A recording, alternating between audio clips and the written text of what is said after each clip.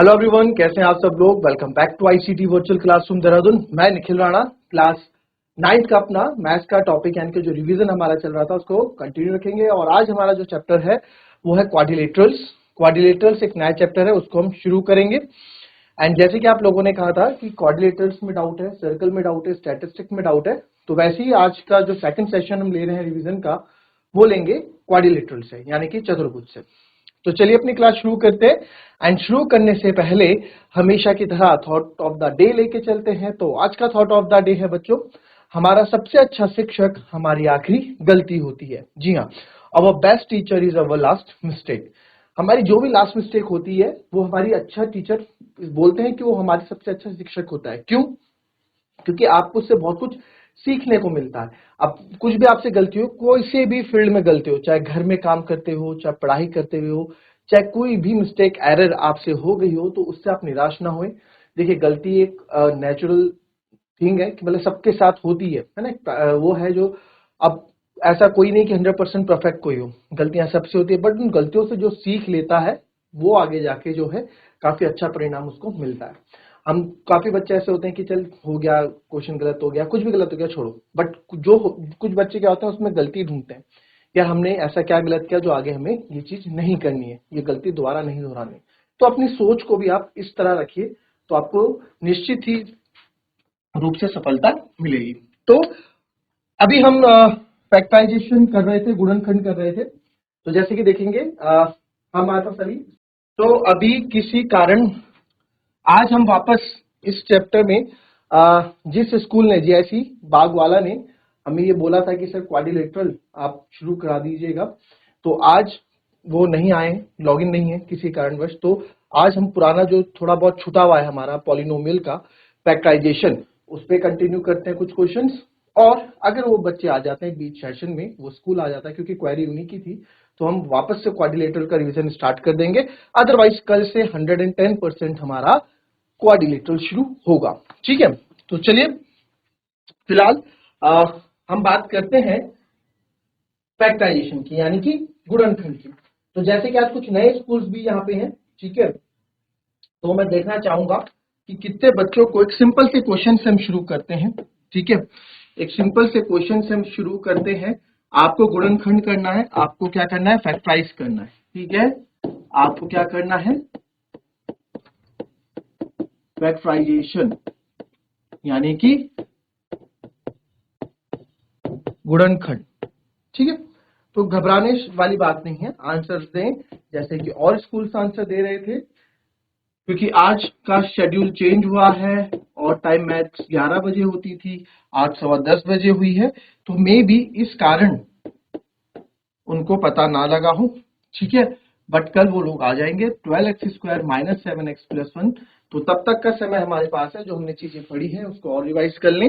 इसको आप लोग गुणनखंड करके मेरे को बताएं, इसको फैक्टराइज करके मेरे को बताएं इसका आंसर। चलिए कम ऑन।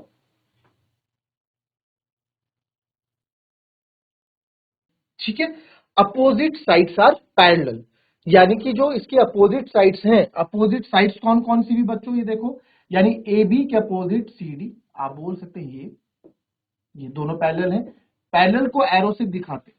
ठीक है सर, यानी कि ये दो पैरेलल हैं और ये दो पैरेलल हैं, ये आपस में पैरेलल है और ये आपस समांतर, मतलब जैसे रेल की पटरी कभी मिलती नहीं आपस में, ये पैरेलल लाइंस बिल्कुल समांतर रहती है ना। तो ये, अगर आपको ये भी नहीं आता लाइन एंड एंगल्स का एक, ये भी बहुत जरूरी है। ऑल्टरनेट इंटीरियर एंगल, एकांतर अंतः कोण है ना, क्रॉसपॉन्डिंग एंगल, संगत संगत कोण, चलो ये भी सिखाऊंगा आपको। फिलहाल अभी इस पे बात कर लेते हैं। तो सम्मुख भुजाएं समांतर होती हैं।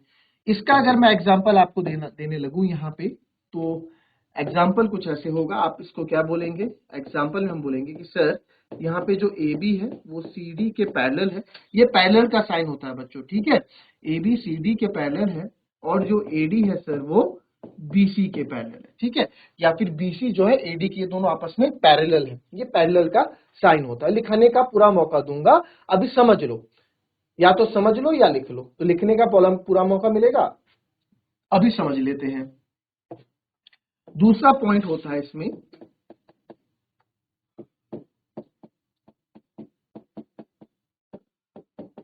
Opposite sides are equal.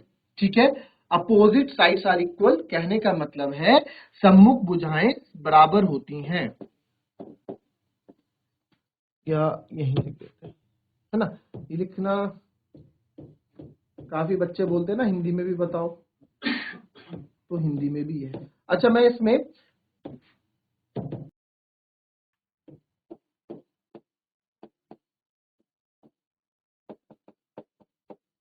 अरे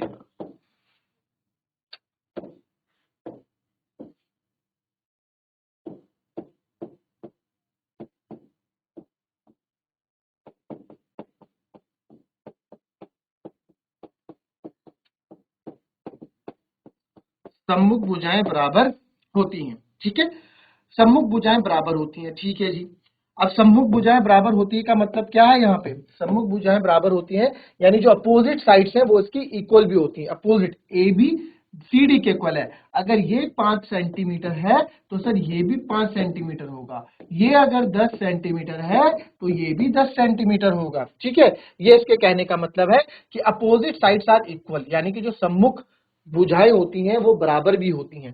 तो हम लिख सकते हैं सर यहाँ पे जो ए बी है वो सी डी के बराबर होगा, या सी डी ए बी के, ये दोनों आपस में बराबर है, कुछ भी कह सकते हो।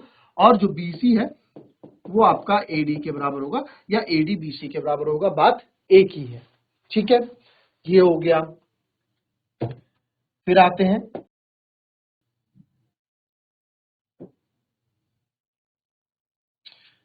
तीसरी प्रॉपर्टी में। तो तीसरी प्रॉपर्टी इसकी क्या कहती है, वो भी इजी है। Opposite angles are equal. अब देखो, रेक्टेंगल यानी कि आयत, रेक्टेंगल बोलते हैं। ठीक है, आयत और समांतर चतुर्भुज में क्या फर्क है समझेंगे यहाँ पे। ठीक है, अब देखो, रेक्टेंगल तो हम सबको पता है, छठी सातवीं में पढ़ते आ रहे हैं। रेक्टेंगल से बन के आता है पैरेललोग्राम। ठीक है, इसमें भी अपोजिट साइड पैरेलल होती है, इसमें भी अपोजिट साइड, पहली प्रॉपर्टी दोनों के लिए सेम। दूसरी, इसमें भी सम्मुख भुजाएं आपस में इक्वल होती हैं, यानी कि अपोजिट साइड्स इक्वल होती हैं। तो सर इसमें भी अपोजिट साइड्स इक्वल होती हैं, ये पैरेललोग्राम है। ठीक है, ये रेक्टेंगल है। अब रेक्टेंगल आयत में क्या होता है, सारे कोण 90 डिग्री के होते हैं। सारे कोण क्या होते हैं, 90 डिग्री के होते हैं। अगर आपको लिखाना है तो ये भी लिखा दूंगा। ठीक है, सारे कोण 90 डिग्री के होते हैं। याद रखना, रेक्टेंगल और पैरेललोग्राम के अंदर मेन जो डिफरेंस है वो ये है एक, कि इसके सारे कोण क्या होते हैं, 90 डिग्री के होते हैं। अब सारे कोण जब 90 डिग्री के होते हैं तो पैरेललोग्राम में ऐसा नहीं होता। पैरेललोग्राम में क्या होता है, अपोजिट एंगल इक्वल होते हैं, 90 डिग्री नहीं, अपोजिट जो एंगल होते हैं, जो सम्मुख कोण होते हैं वो क्या होते हैं, बराबर होते हैं। तो इसमें मैं बोल सकता हूं रेक्टेंगल में तो क्या है, each angle is 90 degree, each angle is 90 degree, या ये भी लिखते हैं ऑल एंगल इज 90 डिग्री, सारे के सारे एंगल क्या है, 90 डिग्री के हैं। और यहां हम लिखते हैं कि अपोजिट एंगल्स आर इक्वल। ठीक है, रेक्टेंगल और पैरेललोग्राम में अभी क्वेश्चन आएगा इसलिए बता रहा हूं आपको ये चीजें में। तो अपोजिट एंगल्स आर इक्वल, तो सर यहाँ पे अपोजिट एंगल होते हैं वो क्या होते हैं, इक्वल हो जाते हैं। यानी कि जो सर एंगल ए है वो एंगल सी के बराबर होगा। अगर ये 40 डिग्री है तो ये भी 40 डिग्री होगा। और एंगल डी जो है एंगल बी के बराबर है। सर अगर ये 80 डिग्री है तो ये भी 80 डिग्री होगा। यानी कि एंगल्स आपस में क्या होते हैं, इक्वल होते हैं। किसके अंदर, पैरेललोग्राम यानी कि समांतर चतुर्भुज के अंदर। ठीक है, तो ये भी हम यहां लिख देते हैं, अपोजिट एंगल्स आर इक्वल, यानी कि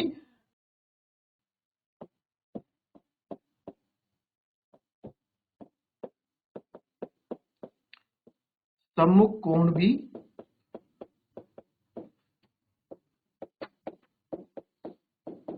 बराबर होते हैं। ठीक है, सम्मुख कोण भी बराबर होते हैं।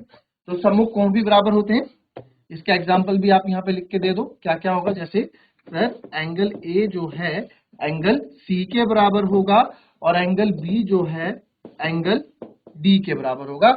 हमने ये भी यहाँ पे बना के दे दिया।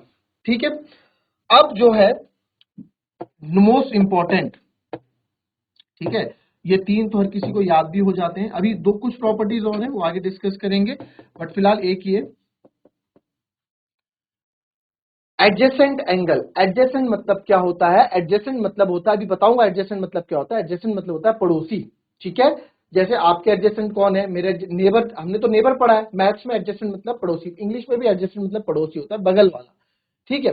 तो जो एडजेसेंट कोण का यानी कि आसन कोणों का योग, समांतर चतुर्भुज के आसन कोणों का योग 180 डिग्री होता है। और मैं आपको एक बात बता दूं, जितने भी चतुर्भुज हैं, जितने भी चतुर्भुज हैं, रोम्बस यानी कि समचतुर्भुज, समांतर चतुर्भुज, वर्ग, आयत, रेक्टेंगल, तो ये चार ही आपके पास हैं। ये चार पांच के जो चार चतुर्भुज आपके पास है, ट्रेपेजियम को छोड़ के, समलंब को छोड़ के, है ना, ये चार चतुर्भुज समलंब को छोड़ के, इन सब के आसन कोणों का योग 180 डिग्री होता है, याद रख लेना, ठीक है। बहुत इंपॉर्टेंट ये होता है, काम आता है, तो यहां लिखेंगे, समझाऊंगा भी इसको।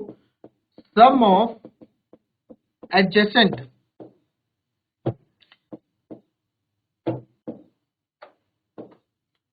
sum of adjacent angle of parallelogram is 180, ठीक है। पैरेललोग्राम को लिखने का शॉर्ट फॉर्म ऐसा है, पैरेललो पीछे ग्राम, ठीक है। तो यानी कि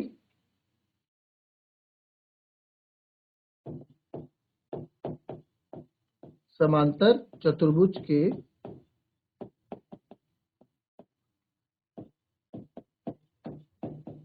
आसन कोणों का योग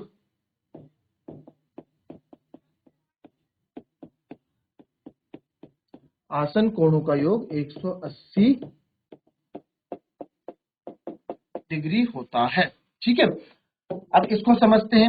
आसन कोण sir, adjacent angle, adjacent angle क्या है? एडजेसेंट एंगल सिंपल सी बात है, इसके पड़ोसी, जैसे एंगल ए है, ठीक है। अब देखो आप,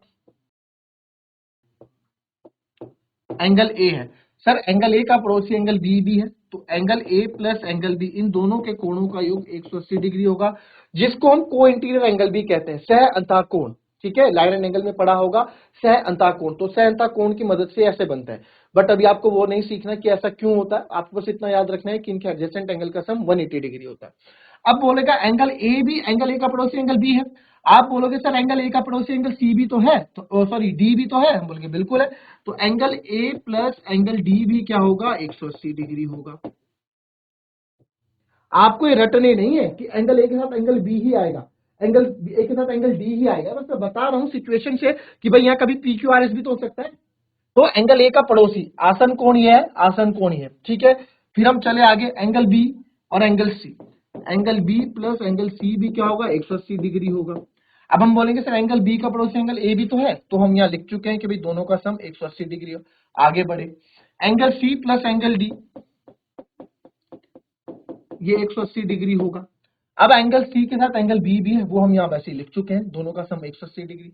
फिर डी पे आते हैं, एंगल डी का एंगल ए वो हम यहाँ लिख चुके हैं, और एंगल डी का एंगल सी वो भी हम लिख चुके हैं। कहने का मतलब है कि अगर अगर बगल पड़ोसी जो एंगल होंगे, ये मत कर देना एंगल ए के साथ एंगल सी का सम, नहीं, गलत है।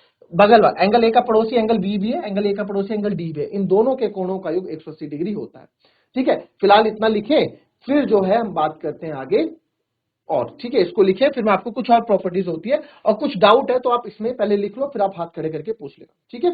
इतना लिखिए पहले।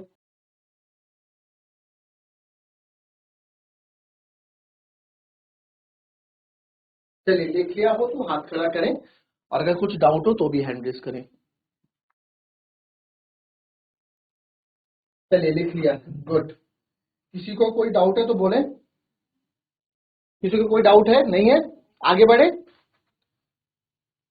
चलिए, ये हो गया। फिर आगे आते हैं, ठीक है।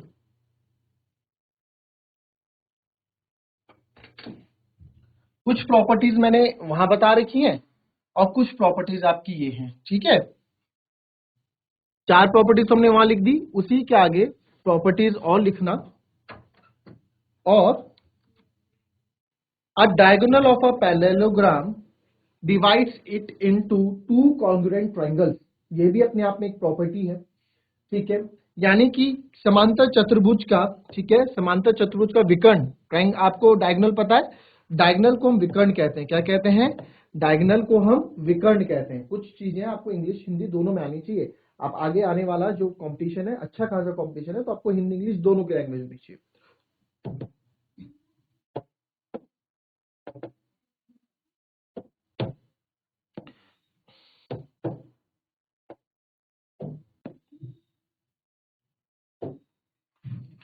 ये रहा डायगोनल, नामकरण कर देते हैं इसका, ये ए, ये parallelogram, sorry B C D. ठीक है, तो इसमें जो अगर हम डायगोनल देखेंगे, ठीक है, अब इसमें एक विकर्ण खींचे थे। विकर्ण आपको पता है ना, विकर्ण क्या होता है, कक्षा 8 में हम पढ़ चुके हैं। तो विकर्ण, ये एक विकर्ण हो गया। ठीक है, एसी क्या है यहाँ पे, आप यहाँ लिख दें चाहे, जो एसी है, एसी क्या है यहाँ पे, डायगोनल, यानी कि विकर्ण। ठीक है, ऐसे एक समांतर चतुर्भुज के अंदर दो विकर्ण हो सकते हैं। ठीक है, दूसरा बीडी भी हो सकता है। तो अभी हम फिलहाल एक ही विकर्ण की बात यहाँ कर रहे हैं, तो एक विकर्ण मैंने आपको यहाँ बता दिया। अब ये समांतर चतुर्भुज होता है, इसके विकर्ण दो सर्वगासन त्रिभुजों में विभाजित करते हैं। ठीक है जी, यानी कि यहाँ पे बोल सकते हैं कि जो डायगोनल है ना, ये जो डायगोनल है, ये जो एसी है, इस पूरे पैरेललोग्राम को दो बराबर ट्रायंगल्स में डिवाइड कर रहा है, यानी कि दो बराबर त्रिभुजों में क्या कर रहा है, बांट रहा है। आप देखो ये जो क्या कर रहा है, आप यहाँ बता सकते हैं, एक ट्रायंगल बन रहा है ए सी डी, तो triangle A C D is equal to triangle A C B. देखो ना, एक ट्रायंगल तो ये होगा, ये वाला, ये, ठीक है, और एक ट्रायंगल देखो ये हो गया। तो ये दोनों ट्रायंगल्स आपस में, इनका एरिया जो है आपस में क्या होता है, इक्वल होता है। ये यहां पे बताने की कोशिश ये कर रहे हैं। अब इसमें क्या है, इनका एरिया, सॉरी इनका एरिया लिख देते हैं ना, area of triangle A C B is equal to area of triangle A C B, sorry A C D. ठीक है, ए सी डी। अब ऐसा होता क्यों है, ये भी देख लो। ऐसा क्यों होता है, जैसे कि मैंने आपको भी बताया कि सर, अभी हमने थोड़ी देर पहले पढ़ा कि समांतर चतुर्भुज की सम्मुख भुजाएं बराबर होती है, तो ये इसके बराबर होंगी और ये वाली आपस में बराबर होंगी। ठीक है, अब आप देखो, अगर ये 5 है तो सर ये भी 5 रहा होगा, ये 10 है तो सर ये भी 10 रहा होगा, और डायगोनल मान लेते हैं 15 है तो ये 15 है। तो अब ये वाला ट्रायंगल आप देखो, आप देखते हैं कि चलो ए सी बी वाला ट्रायंगल देखोगे, तो ए सी बी में तीन भुजाएं आपकी, 5, 10 और 15, इस त्रिभुज के। और इस त्रिभुज के अंदर भी आप देखोगे सेम भुजाएं, 5, 10 और 15। तो जब इनको हम सॉल्व करेंगे तो दोनों की वैल्यू सेम ही तो आएगी। तो ये कारण, आपसे कोई पूछे कि भाई ठीक है तुमने रट तो लिया कि एक विकर्ण जो है पैरेललोग्राम का, समांतर चतुर्भुज का विकर्ण, एक समांतर चतुर्भुज का विकर्ण उसको दो बराबर त्रिभुजों में बांटता है, बट ऐसा होता क्यों है, तो आपके पास आप जवाब दे सकते हो कि सर क्योंकि आपस में इनकी भुजाएं, सम्मुख भुजाएं बराबर होती हैं, तो ये इसके बराबर। तो आप देख सकते हैं ट्रायंगल सेम, वही ट्रायंगल यहां बनेगा जो ट्रायंगल वहां बनेगा। ठीक है, तो एक प्रॉपर्टी तो उसकी हो गई ये। फिर आते हैं इसकी दूसरी प्रॉपर्टी की तरफ। ये लिख लिया है तो हाथ खड़ा करो, लिखोगे, लिख लो पहले इसको।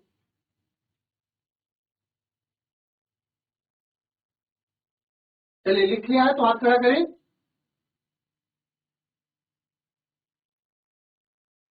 चलिए भेजिए, ऐसी बाग वाला लिख दिया, गजरौला लिख रहा है। बच्चे जब लिख लोगे तो हाथ खड़ा करना। ये जीआईसी गजरौला में 9th क्लास के बच्चे हैं तो हाथ खड़ा करो। ठीक है, एक ये हो गया। अब आगे आते हैं, एक प्रॉपर्टी, 4, 5 हो गई। और नहीं नहीं, लास्ट में, ये भी लास्ट में। चलो एक प्रॉपर्टी इसमें नहीं है, वो मैं इसमें लिखवा देता हूं। देखो, एक प्रॉपर्टी और इसमें लिखेंगे आप, वो है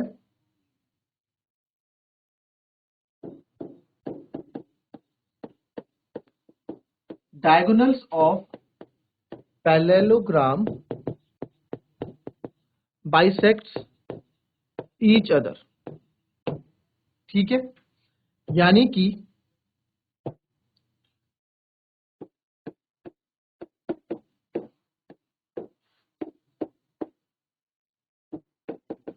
समांतर चतुर्भुज के विकर्ण एक दूसरे को समद्विभाजित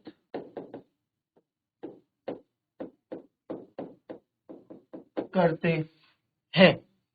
ठीक है, अब यहां पे आप चीज समझना। ठीक है, एक वर्ड है बाइसेक्ट्स। एक होता है दो भागों में बांटना। ठीक है, एक होता है दो भागों में बांटना और एक होता है दो भागों में बराबर बांटना। एक होता है डिवाइडेड इन टू पार्ट्स और एक होता है divided into equal parts. ठीक है, अब क्या होता है बाइसेक्ट, यानी कि जो आप दो बराबर भागों में बांटने को बाइसेक्ट कहते हैं। ठीक है, मैंने बोला मेरे पास 10 रुपए थे, मैंने दो भागों में बांट दिए, एक को 6 दिया, एक को 4 रुपए दिए, और एक को बोलूंगा मैंने 10 रुपए थे, मैंने दोनों को बराबर भागों में बांटा, यानी एक को भी 5, दूसरे को भी 5 दिए, दोनों को 5 5 दिए। तो बाइसेक्ट वर्ड आगे भी आप लोगों के लिए बहुत काम आएगा, तो अभी से समझ लो। बाइसेक्ट मतलब होता है divided into two equal parts. दो बराबर भागों में बांटने को क्या कहते हैं? बाइसेक्ट कहते हैं। क्लियर? बस थोड़ा सा ये रहा, इसको समझेंगे और आज की क्लास को हम समाप्त करेंगे। तो ये पैरेललोग्राम है मेरे पास। ठीक है, ये पैरेललोग्राम है और दो विकर्ण भी इसमें ले लेते हैं।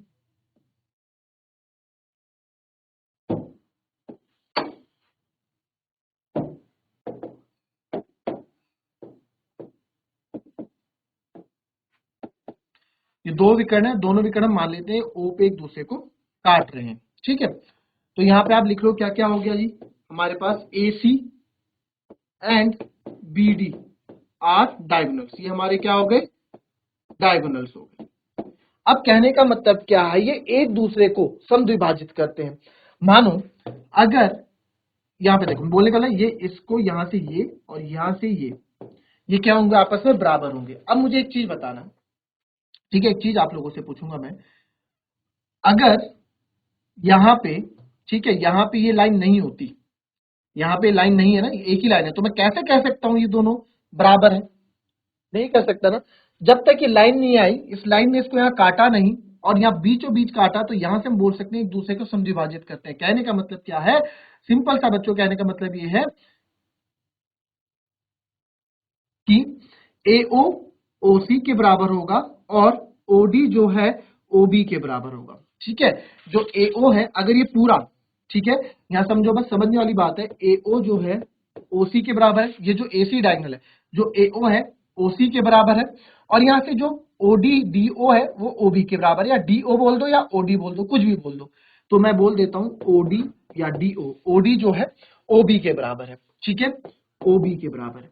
यहां से आप एक चीज और रिजल्ट निकाल सकते हो, यहां से मेरा रिजल्ट AO OC के बराबर है। फॉर एग्जांपल समझना, अगर ये पूरा जो है 20 सेंटीमीटर है ना, ये 20 है, तो यानी कि सर ये 10 होगा, ये 10 होगा।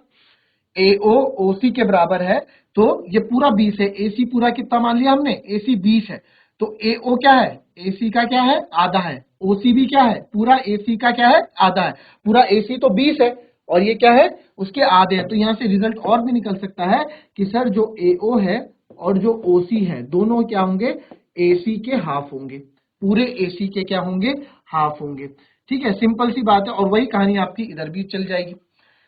कहने का मतलब क्या है? सिंपल सा जो आपको याद रखना है, जब हम डायगोनल काटेंगे एक दूसरे को, तो यहाँ पे AO बराबर OC हो जाएगा और OD बराबर OB हो जाएगा। ठीक, यहां भी मैं कह सकता हूं कि सर जो आपका OD है OB ये बराबर तो है, ये दोनों किसके बराबर हैं? ये दोनों किसके बराबर है? ये दोनों हाफ ऑफ डायगोनल क्या है?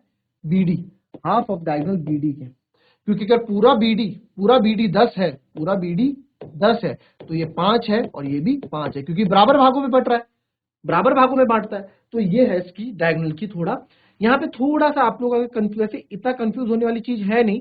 ठीक है, कंफ्यूज होते भी हैं तो कोई बात नहीं, इसको कल डिस्कस करेंगे। कल जब क्वेश्चंस करेंगे ना इसमें, तो जब मैं क्वेश्चंस करवाऊंगा इसमें, तो बहुत चीजें आपकी, बहुत से डाउट्स क्वेश्चन करते करते ही हमारे समाप्त हो जाएंगे। ठीक है, तो इन चीजों को आप लिखें।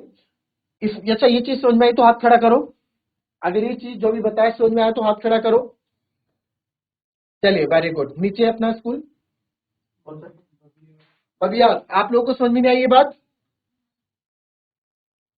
सर लिखने से मतलब है। ठीक है, इस पे करते हैं। आज ये प्रॉपर्टीज हमने लिखवा दी है।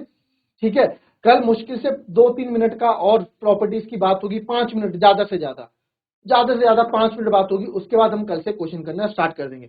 तो पैरेललोग्राम के जितने भी गुणधर्म मैंने बताए, जितनी भी प्रॉपर्टीज मैंने आज बताई है, आपको कुछ नहीं करना है, आपको उनको थोड़ा पढ़ के आना है। ठीक है, आपको उनको पढ़ के आना है और आपको क्या है, आपको रेक्टेंगल भी पढ़ देना है। रेक्टेंगल कहीं से ढूंढो, नहीं मिलता तो मैं बता दूंगा, फिर नहीं होगा तो रोम्बस जिसको हम समचतुर्भुज बोलते हैं, स्क्वायर जिसको हम वर्ग बोलते हैं, इन सब के बारे में भी पढ़ के मतलब इन सब के बारे में भी नॉलेज रखिएगा कि रेक्टेंगल में क्या होता है, स्क्वायर में क्या होता है, रोम्बस में क्या होता है, क्योंकि आगे आने वाले क्वेश्चंस में इनकी मदद पड़ सकती है। नहीं होगा तो मैं तब बता दूंगा, बट फिलहाल जो प्रॉपर्टीज आज पैरेललोग्राम की बताई है वो तो आपको आनी चाहिए, वो आपको कल लर्न होनी चाहिए, दिमाग में बैठी होनी चाहिए कि पैरेललोग्राम के अंदर ये सब होता है। ठीक है, तो मिलेंगे आपसे अपनी कल की नेक्स्ट क्लास में, तब तक के लिए be happy, be healthy and be safe. Thank you and have a nice day.